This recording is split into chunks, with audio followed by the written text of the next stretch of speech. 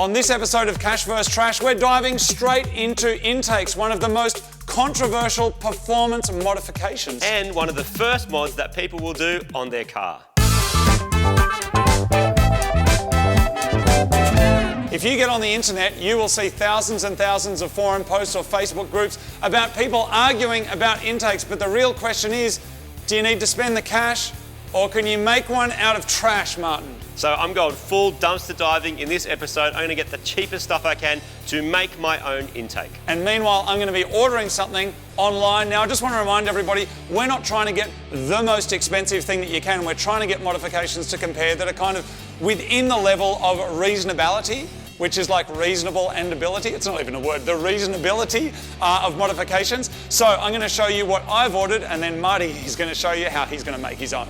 For my Suzuki Swift Sport, I've ordered this K&N intake system from Supercheap Auto. It was a special order, which is a service that they offer. This is not a sponsored video. I paid retail for it. This here was $495. Now, you might have seen on some Mighty Car Mods videos in the past some of the kind of carbon fiber intakes we've run on our European cars.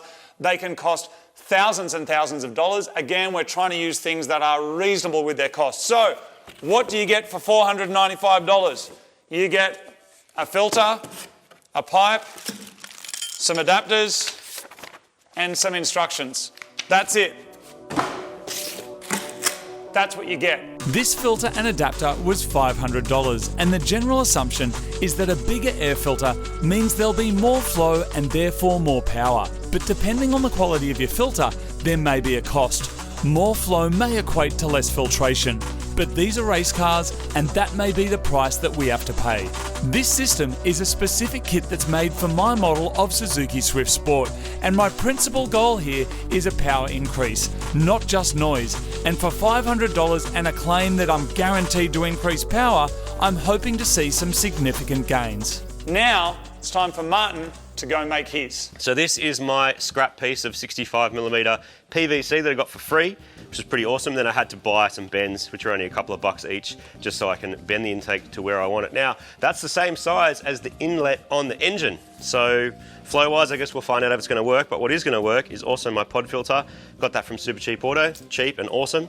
So that's going to go like that. I'm going to basically cut this up to make my own intake. I've removed the Peugeot stock system, and it's one of the weirdest things I've ever seen. Your intake is huge. Look out, like if you, let's just look at length. If you go that, to that, to that, to that, and wait on. It's full of water. Oh, so that's a water chamber. That must be some weird French thing. And this part of the pipe looks like someone's used a mechanic's glove as a prophylactic, as a protection device. And so let me get this straight, Martin. So I think basically, that goes like that. This goes And like that faces this. Pretty much, yeah. So basically, it comes in here, it goes down here into this chamber of water, the Orchi bottle, and then it comes out of here up into this and then out of that. Luckily, my power tools are loud enough to drown out the howling of the thermodynamic engineers, who will tell me that this PVC will not survive in a hot engine bay. I actually learned this technique 15 years ago from a Subaru owning mate called Billsy, who could catch seagulls with his bare hands. He used PVC for intercooler pipes and chopped everyone around the track, which means seagulls and thermodynamics are not as diametrically opposed as everyone believes. I'm not going to glue the pipes together because glue is too expensive. Luckily for me, it's a straight shot from the throttle body down to the front of the car where I'm going to mount the pod filter, requiring only a few bends. Here is my combined filter and intake system. I got this bit of pipe for free because it's old leftover stormwater pipe, and these joins cost about $8 or $10 each. The filter itself, 30 bucks from Supercheap Auto, and some old silicone joiners I had lying around from old projects. So we're looking at around 50 bucks, and hopefully that will get me some nice cold air into the Peugeot, and as a side effect, some excellent Dort noises. All right, people, so this is the question that we want to try and find out the answer to. Are we going to be spending $500, or can you make it out of trash for about $50? It's time to bring in our expert. When it comes to intakes, there was only one call to make with our expert, and that is Scotty Hilzinger. How you going, mate? Good, mate.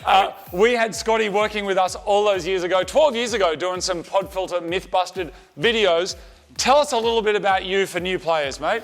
Mate, well, I've worked in the engine management business for the last 20 years. So straight out of school, I went to Haltech Engine Management. So I've had the opportunity to work on engine dynos, on chassis dynos for the last 20 years, tuning race cars, tuning all sorts of engines, probably thousands of countless engines, and having an experience to be able to see stuff like intake, seeing pod filters, seeing camshafts, seeing as many things as you can imagine, having that deep dive experience into what people are modifying. Amazing. Not like this though. Have you seen something like that before? Not exactly. When I was in high school.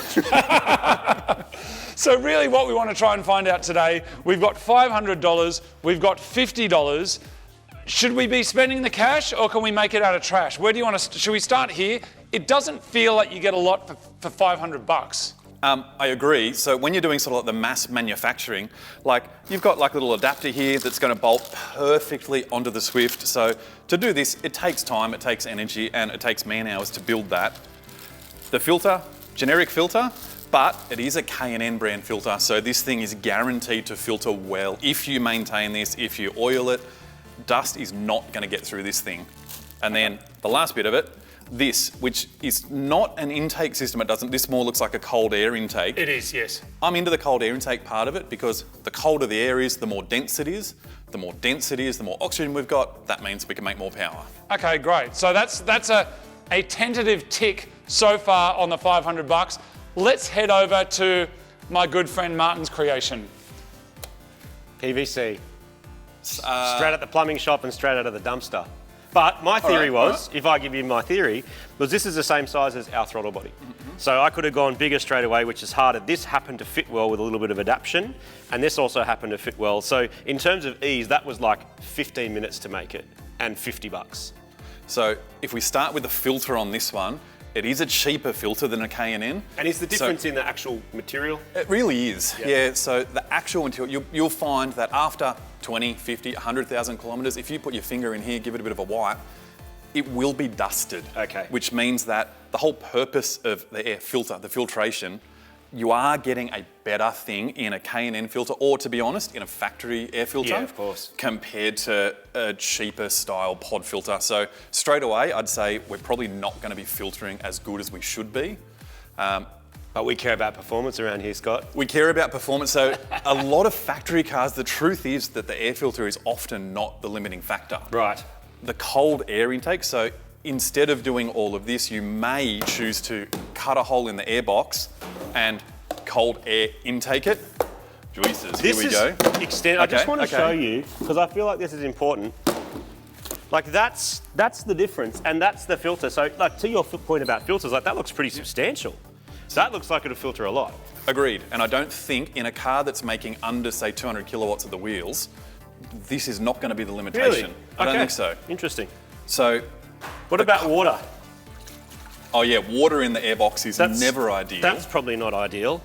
Do you think we'll go backwards in power with this versus this, or forwards in power? You know, a lot of these cars, the way that these cars are designed and the way these intake systems are designed, they're all tuned length intake systems, so that you may find that you might lose a little bit of power by going to something like your custom intake system here. It'll make a hell of a noise because this is a resonance filter, so straight away you'll get the awesome bark, which I love. Yeah, well, everyone loves it. In doing something like this, I suspect it probably will lose a little bit of bottom end because tuning the intake resonance is all about having that low down torque. Race cars are never at the bottom end. They're not. It's not a race car. What are you talking about? Anyway, all right, well, bang for buck, I'm still very happy with that. This is gross, it's full of water, so it's going in the bin anyway. That's my intake. Can I put a caveat on this that regardless whether you've got this thing or this thing, wherever you decide to, in my opinion, wherever you decide to mount that in the engine bay is more important than this, than the bracket, for example. You want cold air to actually be getting to it. You don't want that's the idea. It sits that way. So I'm trying to get as close to the ground and as close to the as I can without picking up puddles. I can't go high. There's nowhere to go. Interesting. So as soon as you go through a puddle and mud half of this, half your filtration is already gone and it's going to be stuck, or you're going to compression lock your engine because you're going to suck up a mouthful of water. No mud on racetracks, mate. All right. Race car. Perfect. Keep the thing dry. Yeah, great. So it sounds like potentially what's going to happen is Marty's car is going to end up in the bin, which is where it belongs anyway, a French That's awesome. bin. Well, we have done some extensive testing on pod filters, factory filters, on turbocharged cars and naturally aspirated cars on the dyno. So we're going to link all of them below so that you can have a look. But for now, we're going to install this stuff. Scotty, thank you very much for coming down. Pleasure. And it was absolutely Thanks, man. amazing to have you come here and tell us all that Marty's trash is shite. I like that you made it though. That's excellent. Good job, Martin. I quite like it too. My custom-made intake is modular and therefore easy to remove and refit for testing. The pod filter is set low down to try and catch some cold air without catching too many puddles. Meanwhile, I'm feeling a little uncertain about my expensive intake. I'm removing the factory sealed cold air intake and then I'll be mounting the pod filter on top of the engine, which is hot. The mass airflow meter gets swapped into the new intake adapter section, and then I'll point a piece of flexible pipe at the filter and run the other end down to the bumper to secure it with cable ties. Okay, the engine cover goes back on and my intake is done. My trash intake is in. Now it's time to hear it.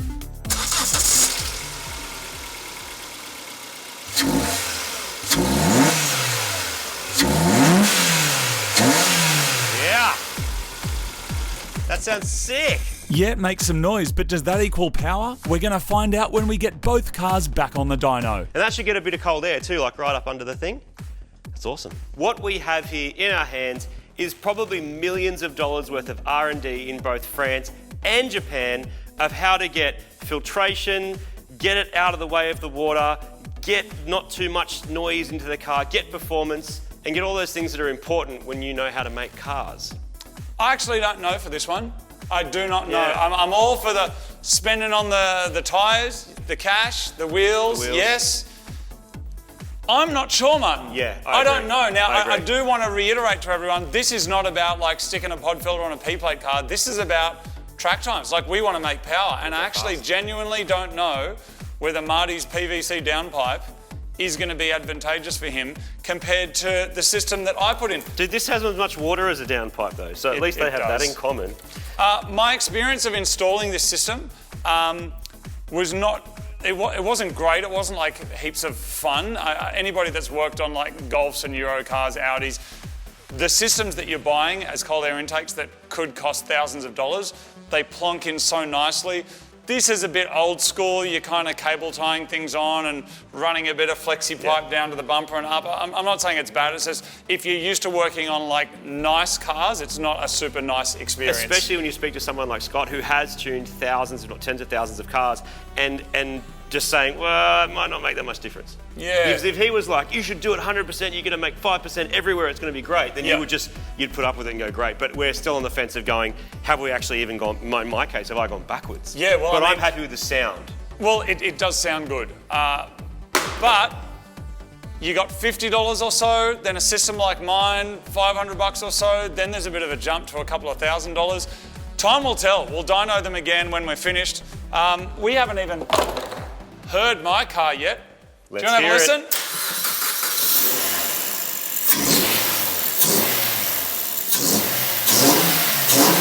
We got exhaust coming up as well soon. That's going to be fun. Another dumpster dive for Marty. Anyway, there it is. That's another episode of Cash vs Trash. See you next time as we compare more affordable cash items with trash items.